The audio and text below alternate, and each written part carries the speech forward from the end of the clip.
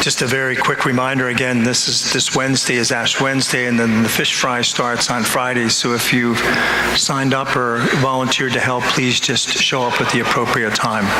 Thank you. We are starting the Adoration Chapel on March 25th. It's a Monday. And so between now and March 25th, each week I'm going to split my homily in half and give a very short homily, and then the rest of the time I'm going to talk about our Adoration Chapel and different aspects of it. Last Sunday, one of the neighbors, Terry, who lives across the street, came over to the rectory with a picture. This was taken last Sunday afternoon, and all the neighbors were talking. And if you go on the website, you can even see a picture of it. Just look at it. There's pictures that scroll back and forth. But a beautiful rainbow was right above the church. It's a magnificent picture, my friends, and it's worth looking at. But in the website, it's only a small little picture. But when they took the picture, it's this beautiful rainbow, and it's almost like God's protecting and is very pleased that we're starting adoration. An appropriate time has started. And thank you for the hundreds of people that have filled out those sheets. It's not something novel or something unique that I came up with this idea, my friends.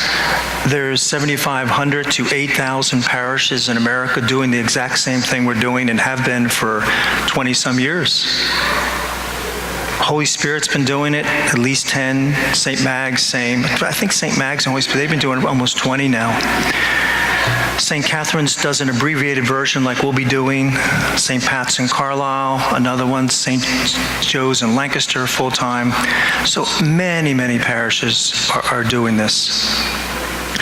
And you'll probably be getting a call if you fill it out this week or the next week. We're just putting together the schedule, so over the next 2 weeks we'll be doing so. And if you'd still like to fill out, you can either fill out the card, drop it off in the collection, give it to me after Mass, or just leave it in the back there and we'll pick it up, and one of the people in charge of the hours will give you a call. And just one other thing, last week with Father James being here, he said some prayers.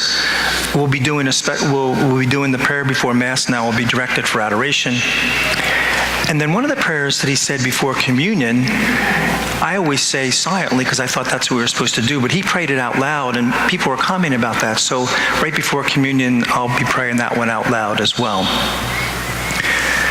But probably in the back of everyone's minds who signed up, thinking to yourself, this is quite a commitment. This is every week.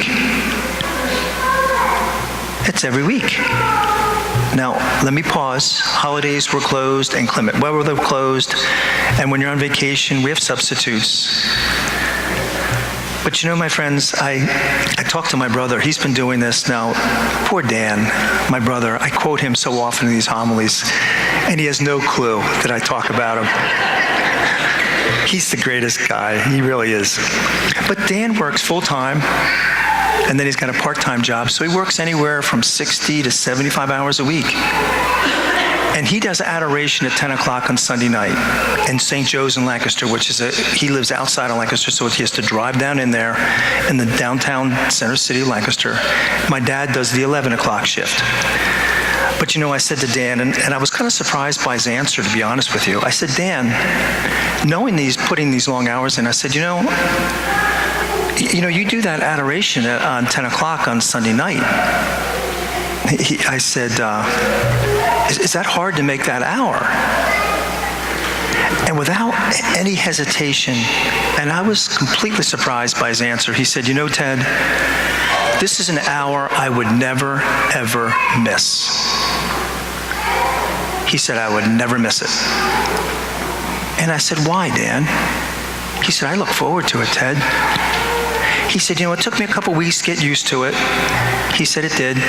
He said, but now that I'm doing it, he said, Ted, I stick my phone in the car. He said, nobody's bothering me for an hour. He said, I think about the week. He said, I focus on what's important.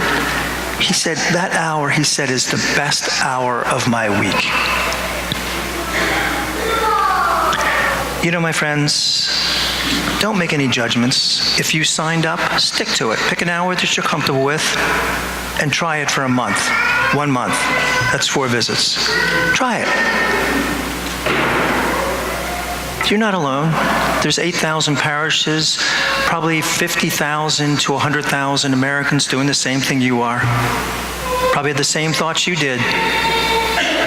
But why would they be doing that week in, week out for like St. Mags and Holy Spirit for over 20 years? Because of what they receive when they do that. They receive much, my friends. Why? Because it's like meeting a friend. I can still hear Father James last week. I sat through all his homilies, and he's a wonderful man. And he just is a phenomenal, and we really had a chemistry. But he was talking, I can still see him pointing. He said, that's Jesus on that altar. And he will give you what you need. And that is so true. That is so true. We talked about salmon and them going up swimming upstream. We feel like that often, don't we? We feel like we're swimming upstream, don't we? And the ones that survive that are the ones that stop to rest. And it's just like Jesus saying, isn't it? Come to me, you who are burdened and are weary, and I will give you rest. Those are his words, and he means it. Come to me, you who are weary, and I will give you rest. Just briefly on the homily.